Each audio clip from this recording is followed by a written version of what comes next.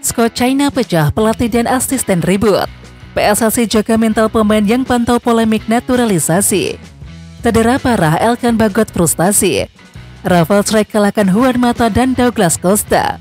Miss Hilgers bentangkan bendera Indonesia kelar laga versus SC Heerenveen.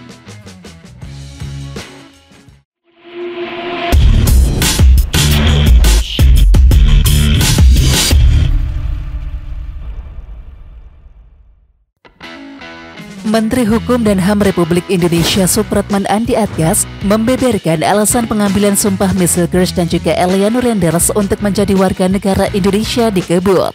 Supratman mengatakan langkah cepat diambil untuk membuka peluang Miss dan juga Eleanor bermain saat timnas Indonesia tandang ke markas Bahrain dan juga China. Proses naturalisasi keduanya kini dikebut untuk membuka peluang membela timnas Indonesia di laga ketiga dan juga keempat putaran ketiga kualifikasi Piala Dunia 2026 zona Asia.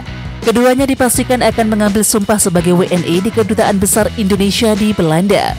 Nah, terkait dengan dua pemain yang terakhir, kenapa saya statement kemarin bahwa itu akan dilakukan sumpah karena kita mengajar target untuk pertandingan ketiga yang akan datang, yang akan berlangsung di Bahrain maupun yang berlangsung di China, kata Supratman kepada awak media Rabu 18 September 2024.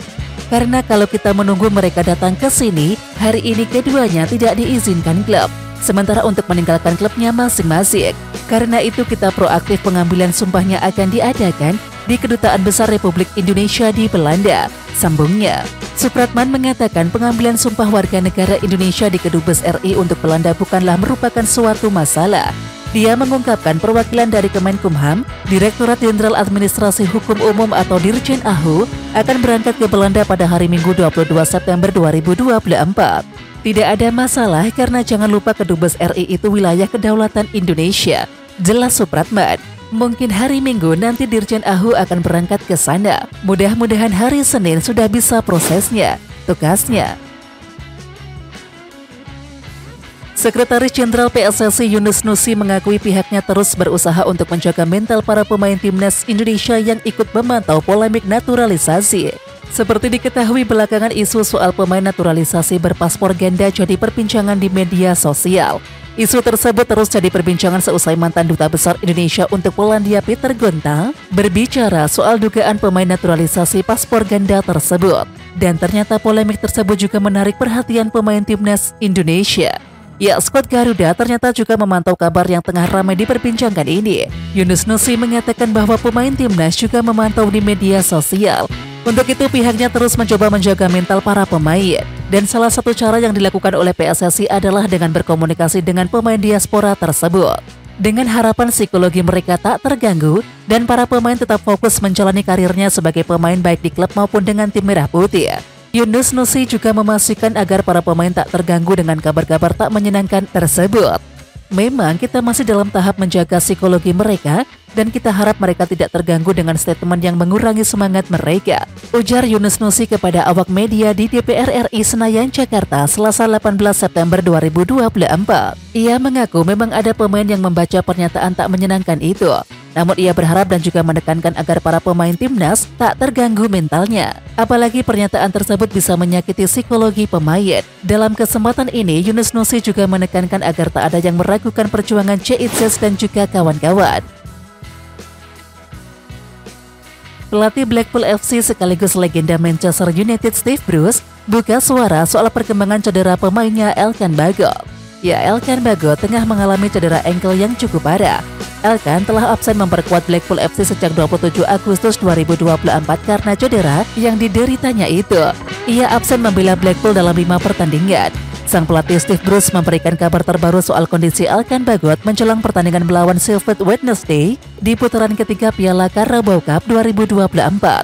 Saat ini dia masih memakai sepatu boot atau sepatu pelindung cedera ankle, kata Steve Bruce dikutip dari Blackpool Gazette.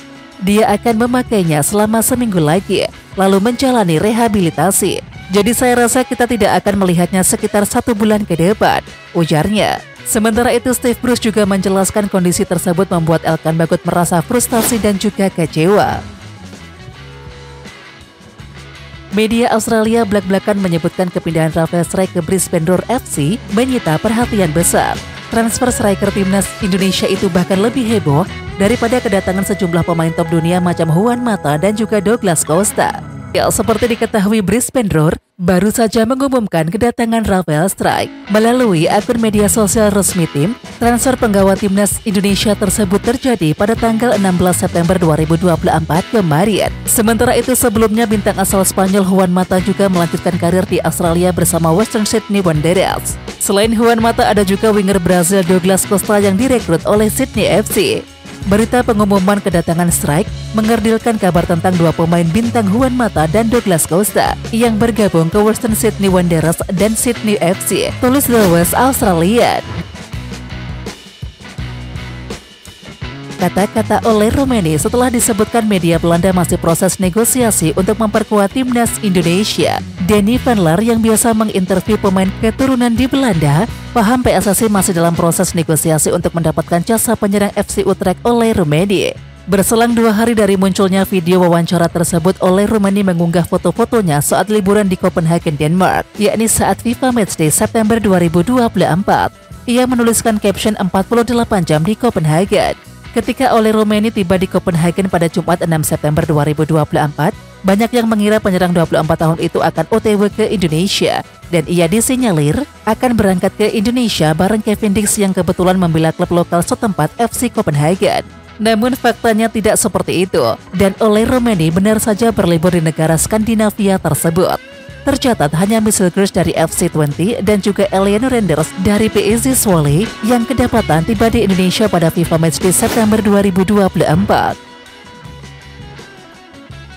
Michel Gers membentangkan bendera Indonesia kelar laga FC20 versus SC Heerenveen di lanjutan pekan kelima Liga 1 Belanda 2024-25 pada Rabu 18 September 2024 dini hari waktu Indonesia Barat, dan Michel Gers berhasil tampil lepas. Di samping itu, mengutip laman WhoScored, Michel Gers mendapatkan nilai 6,9. Berkat bantuan bek 23 tahun ini, FC20 menang 2-0 atas SC Heerenveen. Kelar pertandingan, Michel Gers mendapatkan bendera Indonesia dari penonton yang duduk di tribun Stadion De Grasvesten. Sambil tersenyum lebar, Michel Gers dengan bangga membentangkan bendera Indonesia. Selanjutnya pada Minggu 22 September 2024 pukul 19.30 waktu Indonesia Barat, Michel Gers kembali memperkuat FC20. Dan kali ini FC20 akan tandang ke markas klub anyar Tom Haye Almere City. Dan fakta ini menunjukkan bahwa Michel Gers bangga segera berseragam timnas Indonesia. Akun Instagram @oranye_Indonesia yang merupakan perwakilan KNVB di Indonesia membuat heboh karena mengunggah foto Michel Gers dan juga Ian Maatsen. Melansir laman resmi KNVB, Oranye Indonesia adalah program dari KNVB yang membuat konten berita tentang timnas Belanda dan juga aktivitasnya dengan bahasa Indonesia. Postingan ini sontak membuat warganet tanah air heboh. Banyak yang bertanya-tanya apakah ini Bakode juga Maatsen mau memperkuat timnas Indonesia. Bahkan akun Instagram yang biasa menyoroti pemain keturunan seperti @footballtalentnesia memberikan emoji mata melirik. Dan kendati begitu, memang tidak ada pernyataan langsung apakah Ian Maatsen mau membela timnas Indonesia. Apalagi dirinya juga bisa membela 3 negara, yaitu Belanda, Indonesia, dan juga Suriname. Pemain yang punya harga pasar fantastis sebesar 695,27 miliar tersebut juga belum lama ini dipanggil ke Belanda senior untuk Euro 2024. Namun ia sama sekali belum bermain sehingga masih eligible jika nantinya ingin memperkuat skuad Garuda. Timnas China pecah kongsi jelang lawan timnas Indonesia di ronde ketiga kualifikasi Piala Dunia 2026 zona Asia bulan Oktober mendatang. Antara pelatih dan juga asistennya ribut. Laporan dari media Korea Base 11 menyebutkan bahwa kondisi internal timnas China tengah mengalami gejolak. 2 kekalahan beruntun di awal kualifikasi membuat pelatih Branko Ivankovic dan juga asistennya Zheng Zi terlibat perselisihan. Puncaknya, keduanya terlihat adu argumen saat pertandingan melawan Arab Saudi. Pelatih Ivankovic menerima saran dari pelatih kepala Zheng Zi untuk menggantikan Behram Abdulweli selama pertandingan melawan Arab Saudi pada tanggal 10, tapi dia menolak, tulis media itu. Ketegangan di antara kedua sosok penting di tim ini dikhawatirkan akan mengganggu konsentrasi para pemain dan berdampak pada performa tim secara keseluruhan. Situasi ini tentu menjadi keuntungan tersendiri bagi timnas Indonesia. Dengan fokus para pemain China yang terpecah, peluang bagi skuad Garuda untuk meraih hasil positif di laga nanti terbuka lebar. Namun Sintayong dan juga para pemainnya tetap harus waspada. Meski tengah dilanda masalah internal, China tetap tim yang kuat dan juga memiliki sejumlah pemain yang berkualitas. Setiap pemain pasti punya idola juga panutan dalam bermain. Wajar kemudian jika dalam pertandingan tadi, si pemain tersebut gambaran idolanya. Ya, ternyata pemain bertahan andalan timnas Indonesia Justin Hubner sangat mengidolakan mantan tukang jaga Real Madrid dan juga timnas Spanyol Sergio Ramos. Karena saya seorang bek tengah, jadi idolaku adalah Sergio Ramos, kata Justin Hubner dalam kanal YouTube Sport77 Official. Selain Sergio Ramos, satu lagi pemain kelas dunia yang sangat dikagumi oleh Justin Hubner adalah legenda Portugal yang juga pernah memperkuat Real Madrid Pepe. Yuk, bagi yang belum tahu Sergio Ramos, ia adalah veteran Los Blancos bertabur gelar, baik di kompetisi domestik Spanyol maupun zona Eropa. Bersama Spanyol, Sergio Ramos ikut memenangkan Piala Dunia 2010, serta Euro 2008 dan juga 2012. Seperti Sergio Ramos, Pepe juga panen gelar saat masih memperkuat Real Madrid. Ketika Portugal menjadi yang terbaik di Euro 2016, Pepe adalah sosok krusial di balik kedikdayaan Seleção das Coinas kala itu. Tatkala memutuskan untuk pensiun beberapa waktu yang lalu di usianya ke-41 tahun, tak sedikit yang memberikan penghormatan kepada Pepe. Mental pemenang dan juga gaya permainan dua legenda itulah yang merasuki Justin Hubner. Terkenal keras dan juga tanpa kompromi, Sergio Ramos dan juga Pepe tak hanya sekedar idola dan juga panutan, melainkan juga inspirasi. Saya mencoba melihat semua apa yang mereka lakukan di lapangan pertandingan. Terkadang juga agak gila, mereka selalu ingin menang. Saya banyak belajar dari mereka, jadi saya banyak menonton aksi mereka, kata Justin Hubner. Sementara itu Justin Hubner tak ambil pusing karena Pepe kerap mendapatkan kartu kuning bahkan kartu merah. Pemain timnas Indonesia Justin Hubner membuat panas warganet Malaysia lewat sebuah komentar di media sosial. Bahkan Justin Hubner dapat komentar dengan istilah El Sosmed. Situasi ini dimulai saat timnas Indonesia bermain imbang 0-0 lawan Australia di Stadion Gelora Bung Karno. Akun @OneFootballM men-share momen saat Malaysia menang atas Indonesia di Stadion Gelora Bung Karno, yakni pada September 2019 yang lalu. Tulisan @OneFootballM menjadi viral dan juga dibahas beberapa platform media sosial lain. Akun Instagram @5balls jadi salah satunya, dan unggahan itu menuai banyak komentar. Kemudian salah satu komentar datang dari Justin Hubner. Pemain yang pernah membela Cerezo Osaka tersebut memberikan balasan yang menohok dengan menyebut Malaysia kini tak lagi berada di level Indonesia. Aksi balasan Hubner tentu saja memicu komentar lainnya. Publik Indonesia memberikan komentar dukungan kepadanya.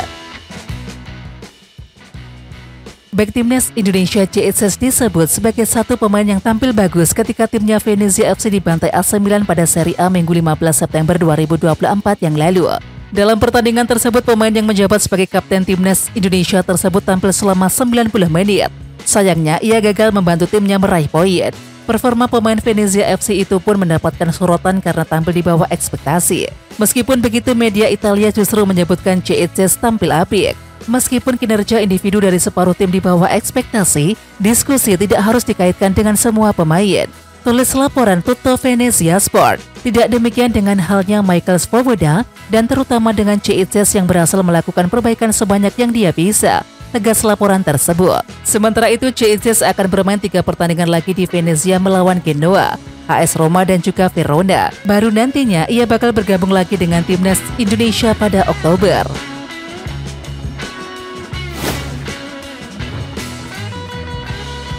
Oke timnas lovers, siapa kita? Kita Indonesia. Ayo kita dukung terus sepak bola tanah air Indonesia. Jangan lupa dukung terus Garuda Raya Channel dengan subscribe, like, dan komen karena saran dan kritik kalian sangat bermanfaat untuk perkembangan channel ini. Tungguin video selanjutnya dari Garuda Raya Channel. Salam olahraga.